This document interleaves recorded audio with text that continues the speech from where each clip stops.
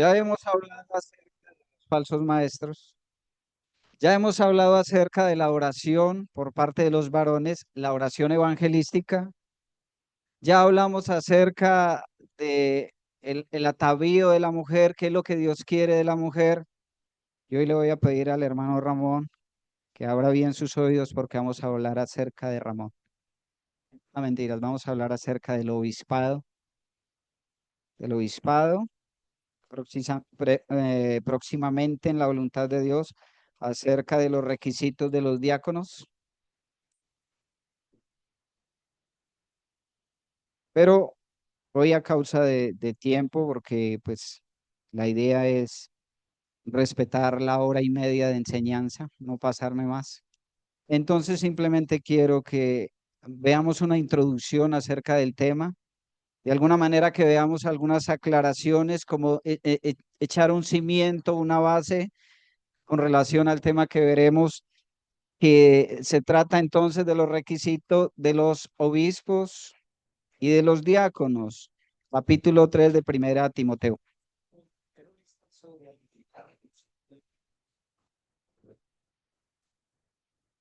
Así que antes de entrar a la escritura, vamos a orar. Amado Dios, te damos gracias por tu palabra. Queremos, Señor, ahondar en tu palabra y queremos escuchar tu voz, tu consejo. Por eso rogamos, Señor, tu dirección a través del Espíritu Santo. Padre, que esto nos edifique y que tu palabra halle corazones obedientes para responder fielmente a tu enseñanza. Oramos en el nombre de Jesús. Amén. Dice capítulo 3, versículo 1. Palabra fiel. Si alguno anhela obispado, buena obra desea. Pero es necesario que el obispo sea irreprensible, marido de una sola mujer, sobrio, prudente, decoroso, hospedador, apto para enseñar, no dado al vino, no pendenciero, no codicioso de ganancias deshonestas, sino amable, apacible, no avaro. Que gobierne bien su casa, que tenga a sus hijos en sujeción con toda honestidad, pues el que no sabe gobernar su propia casa, ¿cómo cuidará de la iglesia de Dios? No un neófito, no sea que envaneciéndose caiga en la condenación del diablo. También es necesario que tenga buen testimonio de los de afuera para que no caiga en descrédito y en lazo del diablo. Vamos a dejarlo hasta ahí. Como les decía, hoy quiero entonces dar una introducción para aclarar algunos aspectos correspondientes a este tema. Lo primero de ello es que como líderes, como hombres que dirigen la iglesia local, nosotros debemos de medir nuestras vidas bajo el estándar de esta enseñanza, de estos versículos. Que miremos entonces la función que estamos cumpliendo dentro de la iglesia a la luz de estos versículos, de este pasaje. En segundo lugar, tal vez usted diga, bueno, pero yo no quiero ser obispo, no voy a ser pastor, yo no tengo pues como muchas ganas de ser un diácono. De hecho, las mujeres dirían, ¿esto qué tiene que ver con nosotros? ¿Verdad? Porque como ya hemos visto, no hay pastoras conforme a las escrituras en la iglesia. No las hay, no las hubo.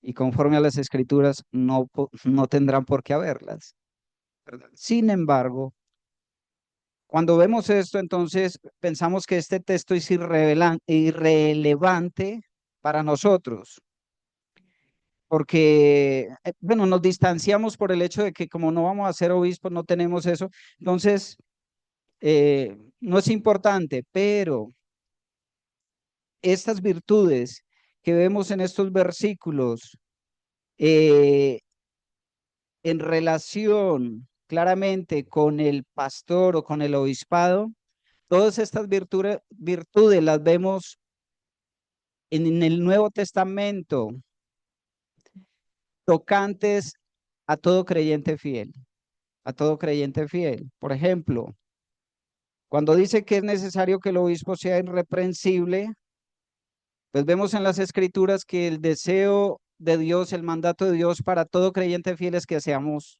irreprensibles. Toca no solamente con los pastores, con los obispos, con los líderes, sino con todo creyente. Cuando dice que sea marido de una sola mujer, pues es un mandamiento para todo varón o para toda mujer que tenga su propio esposo, ¿verdad?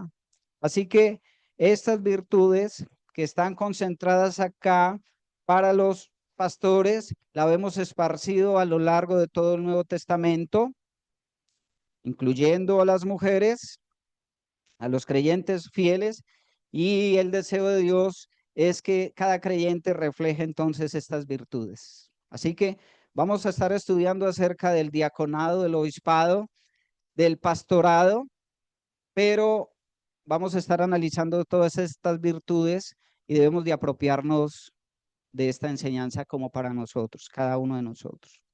Otro de los aspectos que es necesario aclarar es lo siguiente: los seminarios, los institutos bíblicos no necesariamente producirán los pastores, pero también es cierto que no necesariamente todos los pastores están obligados a ser parte de un seminario. Son útiles, son buenos, pero en este caso, una persona que no haya hecho parte de un seminario, de un instituto, puede tener el carácter, puede tener el llamado para ser un buen pastor. Contrario a eso, como decía, no necesariamente todo varón o mujer, bueno, en este caso varón que vaya a un instituto a prepararse y a capacitarse, va a cumplir con los requisitos o con el carácter necesario para cumplir la función de pastor. Y esto es bueno aclararlo porque escuchamos muchas veces de que un hermano estuvo en el instituto, entonces ese va a ser el pastor de la iglesia, ese va a ser el siguiente pastor, el relevo, pero no necesariamente es así. También podemos aclarar esto: la inteligencia, la elocuencia, la oratoria, de hecho la apariencia física, el carisma, no son criterios bíblicos para elegir un pastor. ¿Y por qué es importante aclarar esto? Porque lamentablemente, y lo vemos hoy, en muchas ocasiones se ve como hombres con estas virtudes están siendo colocados en el pastorado, pero desconociendo los requisitos que vamos a estudiar más adelante acá. Simplemente porque tiene una buena apariencia, simplemente porque es un tipo listo, un tipo inteligente. Y si bien esas virtudes son útiles para el pastorado, pues no son necesariamente los requisitos que la escritura nos muestra.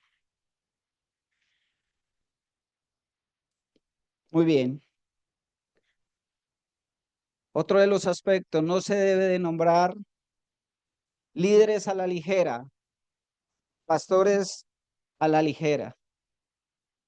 Hay que cumplir con lo que la palabra nos indica, con los principios que la palabra nos indica. Porque si se toma a la ligera la elección del liderazgo del pastorado en una iglesia, más temprano que tarde se sufrirán las consecuencias. Las consecuencias vendrán no solamente sobre la iglesia, sino también el varón que erradamente se ha colocado sobre la responsabilidad de ser pastor. Por eso la escritura, como dice ahí, dice que no puede ser un nuevo creyente, un neófito, ¿verdad? Muy bien. Otro de los aspectos: el pastorado no es necesariamente hereditario. No es necesariamente hereditario.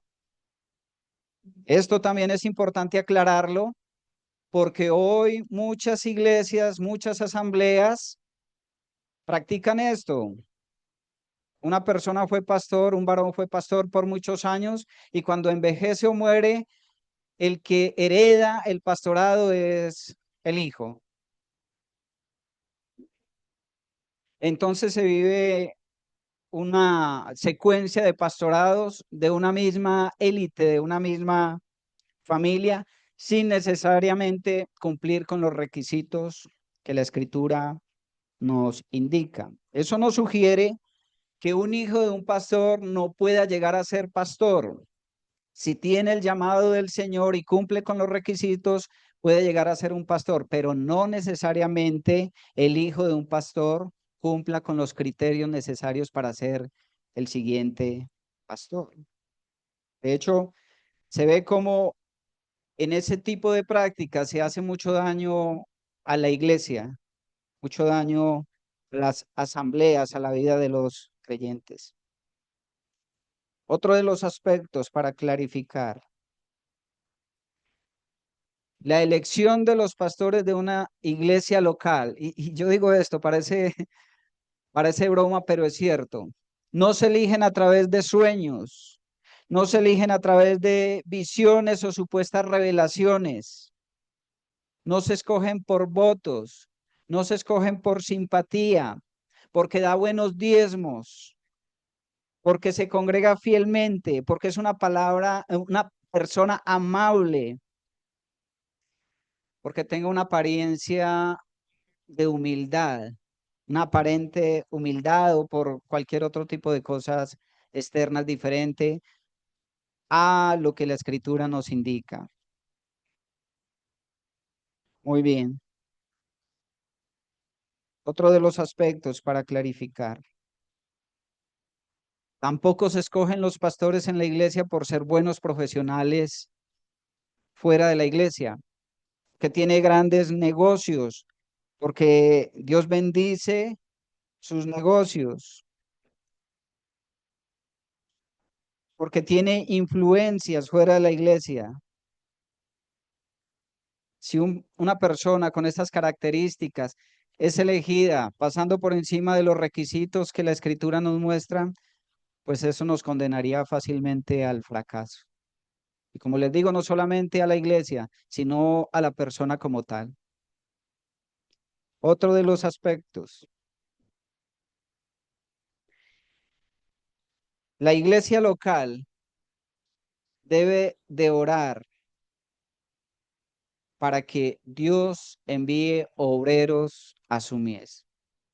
Toda iglesia local debe orar a Dios para que envíe, para que prepare, para que capacite obreros para la iglesia. Por tanto, rogad al Señor de las mies que envíe obreros a su mies. Mateo capítulo 9, versículo 38. Entonces, a veces una iglesia pequeña, aunque yo veo la asamblea de Calarcá y veo una iglesia próspera, creciente, pero tal vez hay la necesidad de otros varones que sean levantados en el pastoreo para ayudar, para apoyar el trabajo de nuestro hermano Ramón. ¿Qué hay que hacer entonces? Seguramente la iglesia está mirando prospectos, ¿verdad? Pero lo primero que tenemos que hacer como iglesia es orar a Dios para que Él prepare, para que Él envíe obreros a su mies. Muy bien. Otro aspecto que es importante.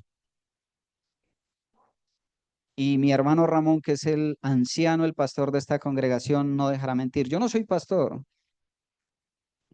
Yo soy cristiano hace casi toda mi vida, muchos años.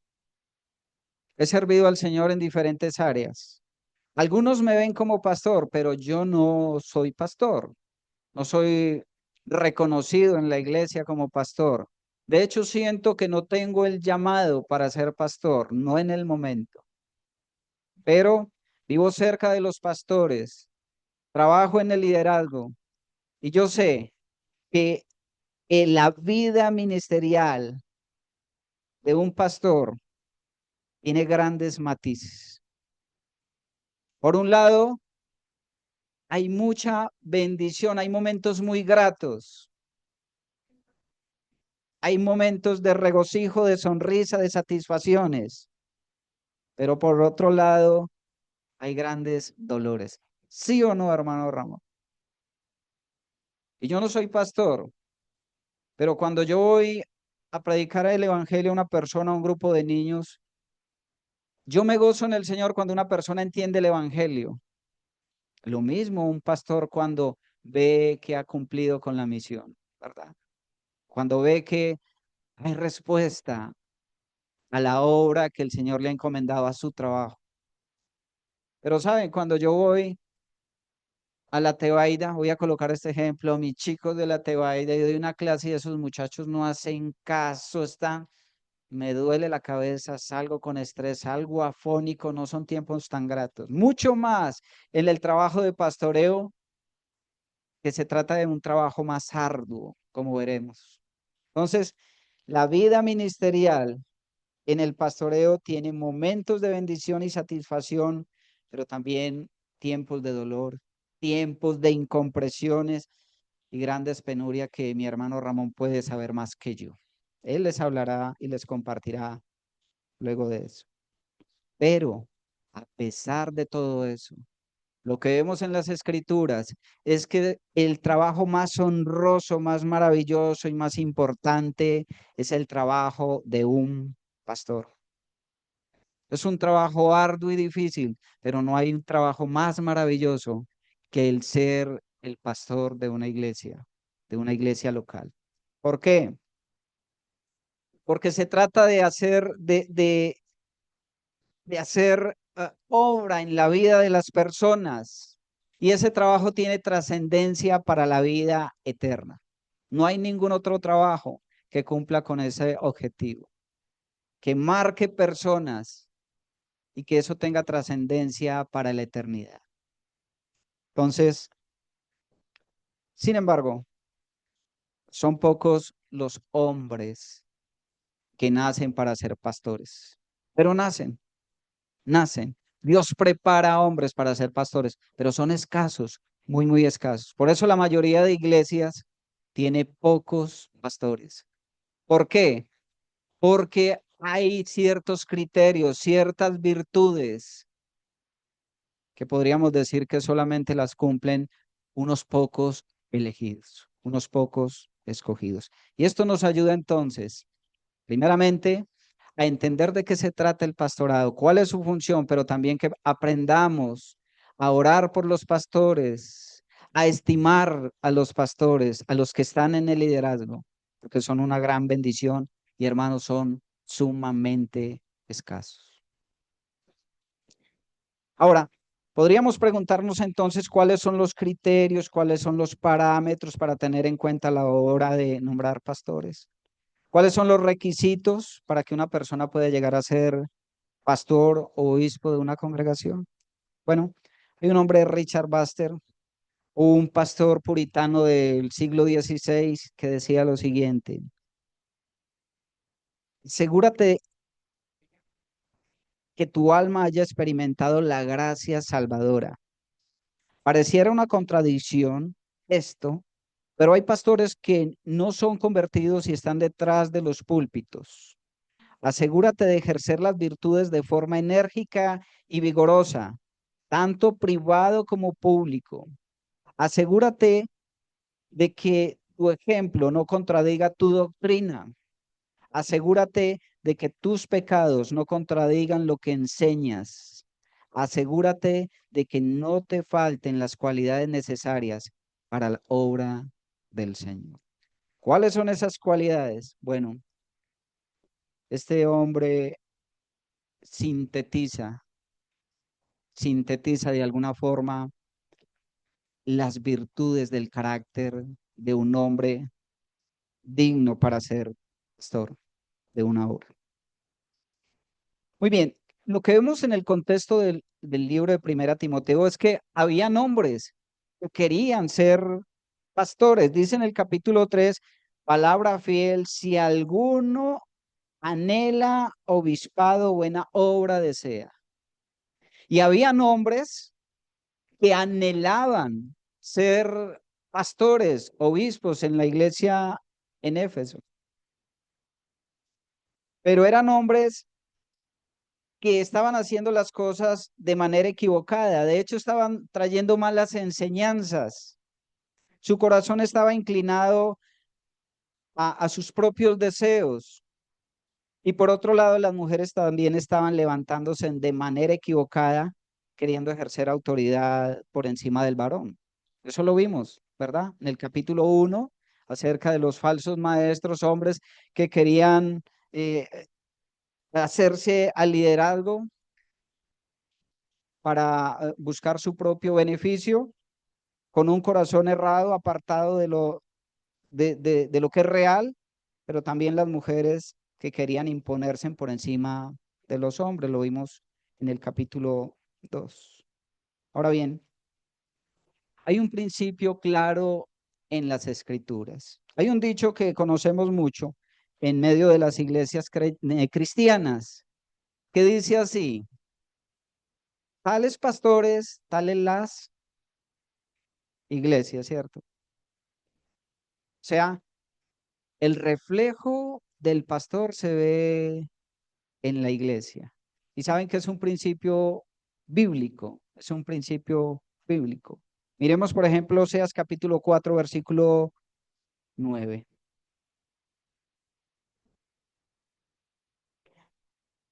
Y será el pueblo como el sacerdote. Le castigaré por su conducta y le pagaré conforme a sus obras. ¿Sí?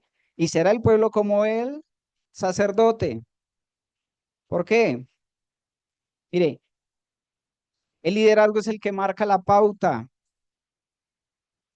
El líder es el que marca el camino. Es el sacerdote, en este caso el pastor, el que marca la huella, para bien o para mal, de la iglesia, ¿verdad? Por eso, tales los pastores, tales las iglesias, decimos. Lucas capítulo 6, versículo 40. Dice: el discípulo no es superior a su maestro, mas todo el que fuere perfeccionado será como su maestro. ¿Quién es ese perfeccionado? Bueno, el aprendiz. ¿Será como quién? Como su maestro, porque el maestro es el que muestra el camino. El maestro es el modelo hacia una ética cristiana. Filipenses capítulo 4, versículo 9.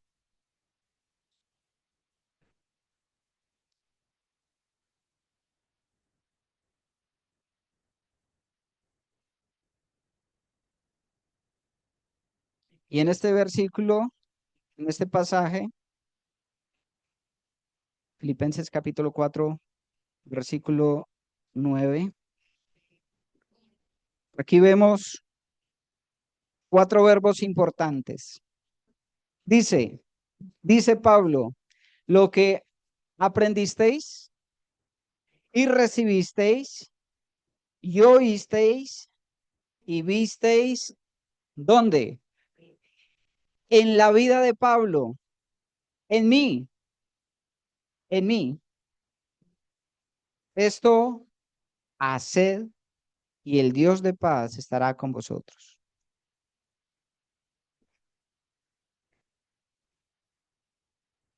Podríamos decir entonces que el ministerio, la eficacia del ministerio, de lo que se hace en la iglesia, es básicamente el reflejo de lo que son los pastores, de lo que son los obispos, de lo que son los ancianos.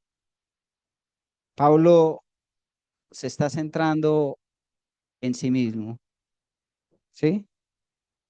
¿Pero por qué? Porque él había aprendido de Cristo. ¿Por qué Pablo se está mostrando él mismo como ejemplo? Lo que aprendisteis y recibisteis y oísteis y visteis en mí, esto hace. ¿Por qué? Porque lo aprendió del mismo Señor Jesucristo. Es por eso que en 1 Corintios capítulo 11, versículo 1, él mismo dice: sed imitadores de mí como yo de quién. como yo de Cristo. Así que el pastor es el modelo para la iglesia, para los aprendices, es el modelo. Es por eso que es necesario que tenga unos requisitos tan especiales como los que nos describe el pasaje que estaremos estudiando. Cuando se habla acerca del obispado, cuando se habla acerca del pastorado, cuando se habla del liderazgo, eh, a veces se viene a la gente del común pensamientos o conceptos cerrados con respecto a este término. Algunos asocian esto con la religión por relaciones de tradición o por la misma ignorancia de las escrituras. Y es así como se usa muchas veces de manera equivocada porque lamentablemente cuando se escucha esta palabra de obispado pastorado, se piensa en tener poder, en ejercer poder, en estar por encima de otros, en ejercer dominio sobre otros. Y en muchas ocasiones suena a dinero, a dinero. A mí me preguntan algunos que me conocen y dicen, ¿y usted por qué no es pastor? Usted bien puede ser pastor. Yo, bueno, simplemente porque Dios me ha llamado a servir allá. Pero es que un pastor gana bien. Y yo, pues no necesariamente, gana espiritualmente delante del Señor, pero económicamente, conforme a las escrituras, si es un pastorado sujeto a lo que dicen las escrituras, que anda bajo los conceptos y principios de Dios, no necesariamente es rico. ¿Por qué? Porque el evangelio, la iglesia, no es un negocio. Por eso hay conceptos tan errados con relación al obispado y al pastorado. El obispado, el pastor, tiene un trabajo de cuidar, de proteger, de guiar las ovejas del rebaño del Señor. Ese es el trabajo del pastor.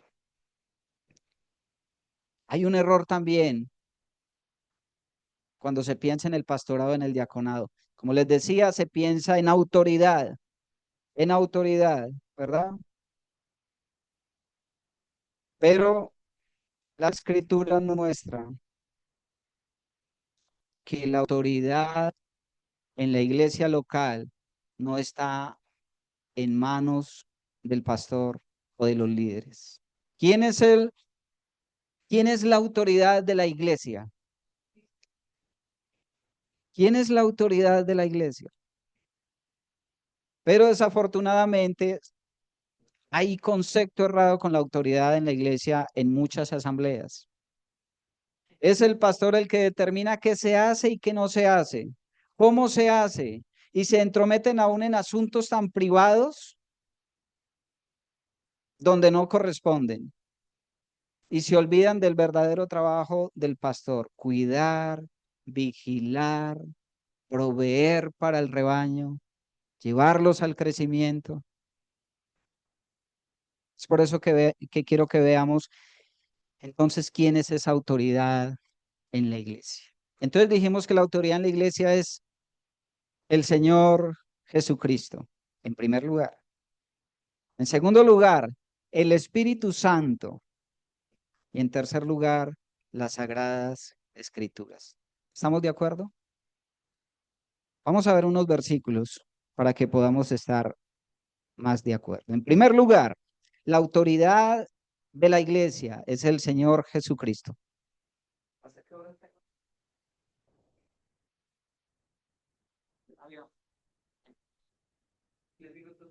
Bien, alcanzamos. En primer lugar, el Señor Jesucristo. Efesios capítulo 1, 19 y 20.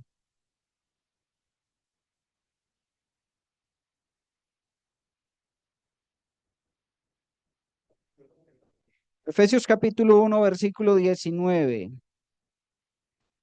¿Y cuál la supereminente grandeza de su poder para con nosotros los que creemos, según la operación del poder de su fuerza, la cual operó en Cristo, resucitándole de los muertos y sentándole a su diestra en los lugares celestiales, sobre todo principado y autoridad y poder y señorío, y sobre todo nombre que se nombra no solo en este siglo, sino también en el venidero. Versículo 22.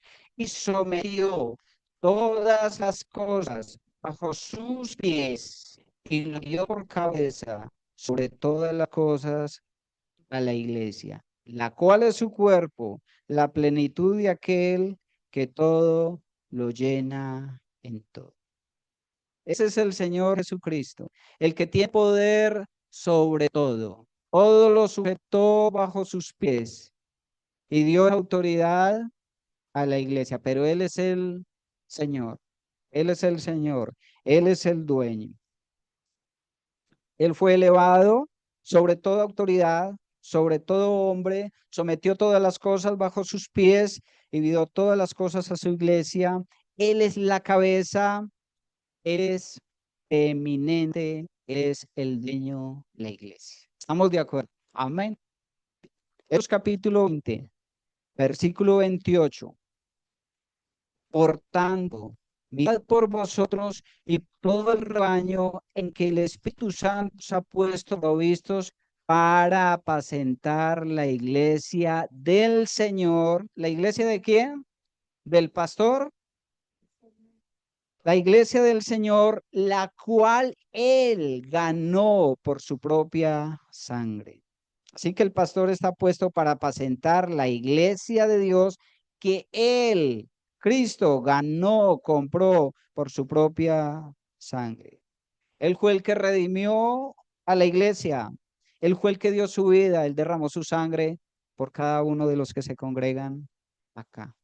Creyentes y no creyentes. Cristo murió por todos. Cristo murió por su iglesia. Tiene autoridad sobre la iglesia. En segundo lugar, el Espíritu Santo. ¿Quién es la autoridad de la iglesia? El Señor Jesucristo. En segundo lugar, el Espíritu Santo. Juan capítulo 14, versículos 16. Y dice, y yo rogaré al Padre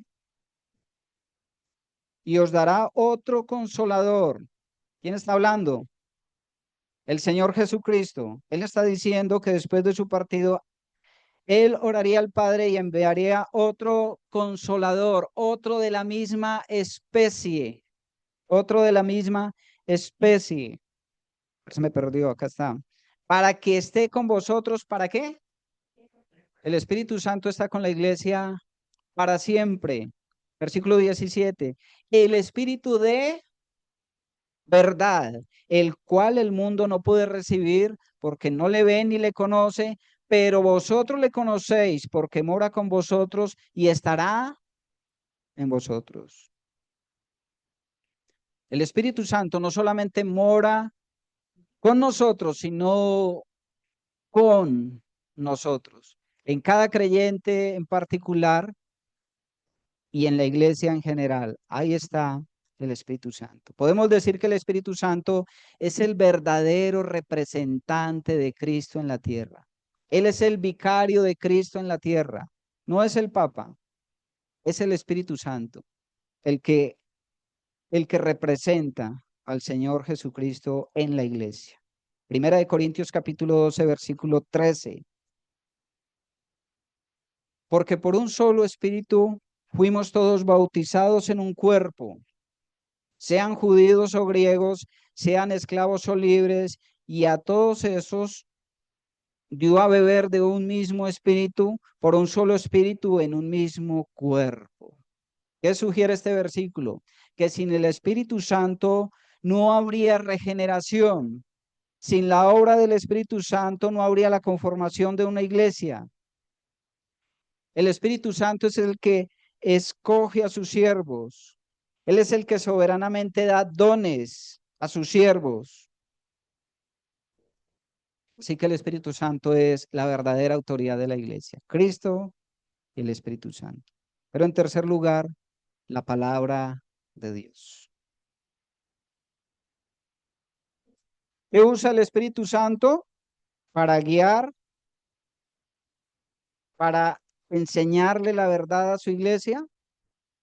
¿Qué usa el Espíritu Santo para revelarnos su verdad? Pues su palabra, la palabra, la Biblia. Segunda Timoteo capítulo 3 versículo 16. Toda la escritura es inspirada por Dios. ¿Por quién? Por Dios, no fue algo que se inventó un hombre.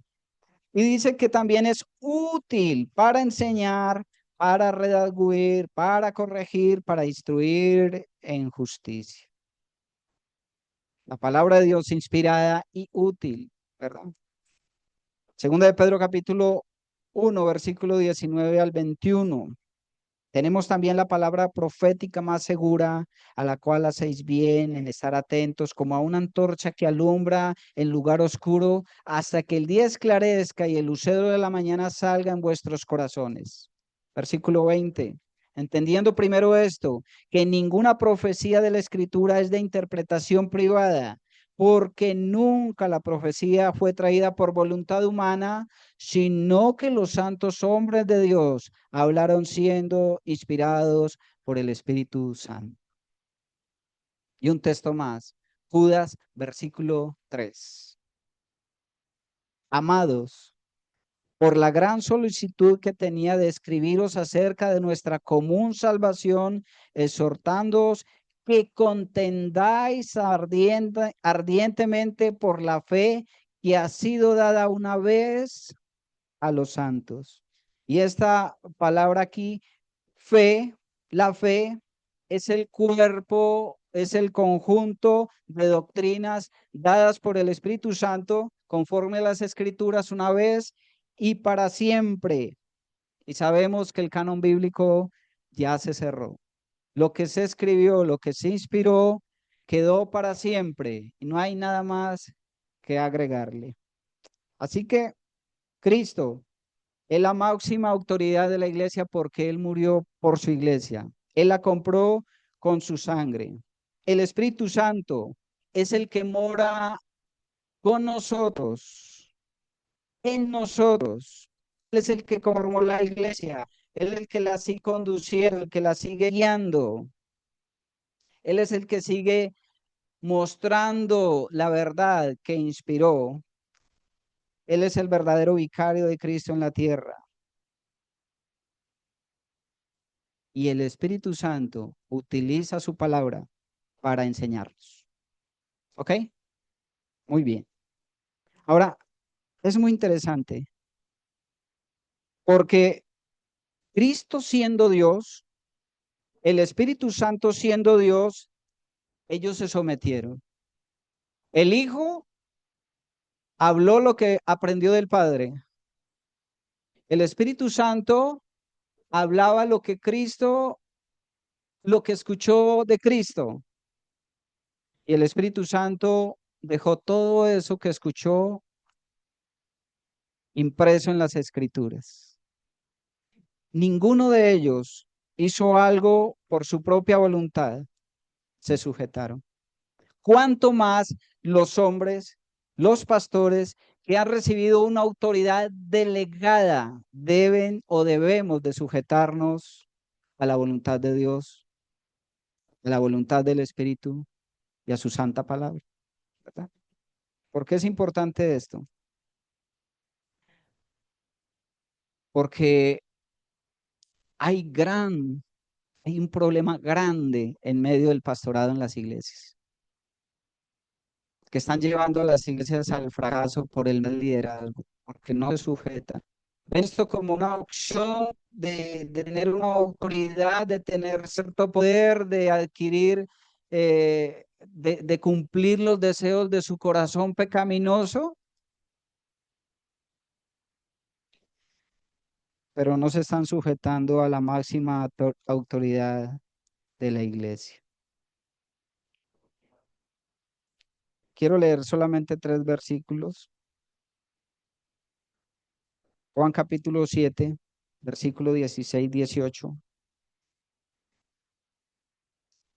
para que veamos cómo el Hijo se sujeta al Padre, el Espíritu Santo al Hijo y la palabra de Dios tiene su valor. Juan capítulo 7, 16, 18. Jesús respondió, dijo, mi doctrina no es mía. ¿Quién dijo? El Señor Jesucristo. Mi doctrina no es mía, sino de aquel que me envió. El que quiera hacer la voluntad de Dios conocerá si la doctrina es de Dios o si yo hablo por mi propia cuenta. El que habla por su propia cuenta, su propia gloria busca, pero el que busca la gloria del que le envió, este es verdadero y no hay en él injusticia. El Señor Jesucristo dice que su doctrina, sus palabras, sus enseñanzas no era algo que él se había inventado, sino que venía del mismo Padre. Él se sujetaba a la voluntad, a las palabras, a las enseñanzas de su Padre. En casa puede leer Juan capítulo 8, del 38 al 40, donde dice, yo hablo lo que he visto hacer al Padre, lo que él vio. Juan capítulo 2, 49 al 50 también nos habla de cómo el Espíritu Santo, en este caso, se sujetó. Vamos a leer ese, vamos a leer ese. Juan capítulo 12,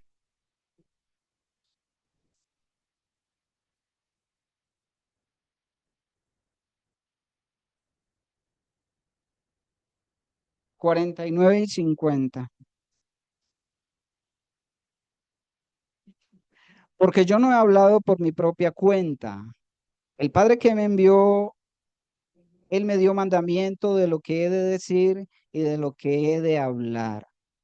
Y sé que su mandamiento es vida eterna. Así que lo que yo hablo, lo hablo como el Padre me lo ha dicho. Entonces vemos al Señor Jesucristo acá. Bueno, vamos a dejarlo ahí por causa de tiempo. Luego vamos a ver unos versículos para no correr, para aprovecharlo. No tiene sentido pasar así de largo simplemente porque el tiempo se acabó. Tenemos hasta que venga el Señor Jesucristo por su iglesia para terminar el texto. Pero, manera de conclusión esta mañana, es un tema muy importante, el pastorado, el diaconado, por la misma necesidad que hay en las asambleas de que Dios levante obreros de ese calibre, de ese carácter que veremos para liderar, para guiar, para cuidar del rebaño de Dios. Es un trabajo maravilloso para lo cual pocos han nacido realmente. Entonces, que nosotros como iglesia nos llevemos la tarea de orar por nuestros ancianos. Nos llevemos la tarea de orar para que Dios levante hombres, capacite hombres con los requisitos que Él mismo pide para el bienestar de su iglesia, de su obra. Y aprovechar para dar gracias a Dios por nuestros pastores, por nuestro hermano Ramón, por los pastores en Armenia, porque realmente son una bendición. Y yo les voy a contar algo así para terminar.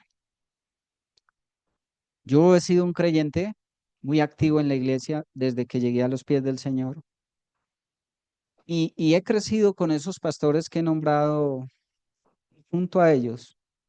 Hemos tenido tanta cercanía como hermanos en carne, pero llega el momento donde yo empiezo como a- como de pronto desestimar lo que hacen.